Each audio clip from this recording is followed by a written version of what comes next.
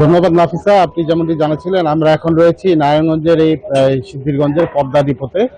এই নারায়ণগঞ্জের 4টি ডিপো রয়েছে, যার মধ্যে 2টি সিদ্ধিরগঞ্জে পদ্মা এবং মেঘনা ডিপো এবং 2টি রয়েছে ফতুল্লা, যমুনা এবং মেঘনা ডিপো। এই 4টি ডিপো থেকে কিন্তু প্রতিদিন রাজধানী ঢাকা সহ আশেপাশের 15টি জেলায় কিন্তু এই জ্বালানি তেল সরবরাহ করা হয়ে থাকে। আপনারা দেখতে পাচ্ছেন আজকে সকাল থেকে কিন্তু ডিপোর সামনে একটি লম্বা সারি রয়েছে ট্যাঙ্ক এবং এই সকাল 7টা থেকে কিন্তু এই ডিপো থেকে জ্বালানি তেল সরবরাহ শুরু হয়েছে, যেটা চলবে বিকাল 3টে পর্যন্ত।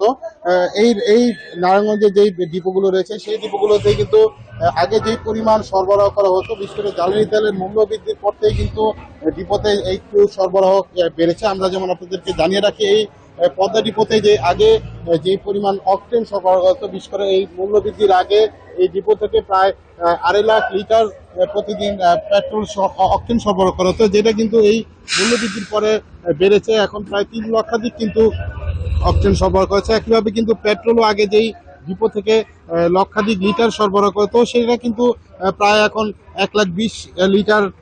এবং একইভাবে কিন্তু ডিজেলও কিন্তু সরবরাহ বেড়েছে। তবে ফিলিং স্টেশন এবং বিভিন্ন যারা রয়েছেন প্রতিনিধি রয়েছেন, তারা বলছেন যে আগে যে পরিমাণ সরবরাহ করতো সেটা বাড়ানো হলো, কিন্তু এখনো যে রেশনিং পদ্ধতি সেই পদ্ধতি কিন্তু এখনো রয়ে গেছে, যে কারণে কিন্তু এই এই জ্বালানি তেলের যে সংকটময় পরিস্থিতি বিভিন্ন ফিলিং স্টেশনগুলোতে কিন্তু এখনো কিন্তু দুর্ভোগের চিত্র রয়ে গেছে।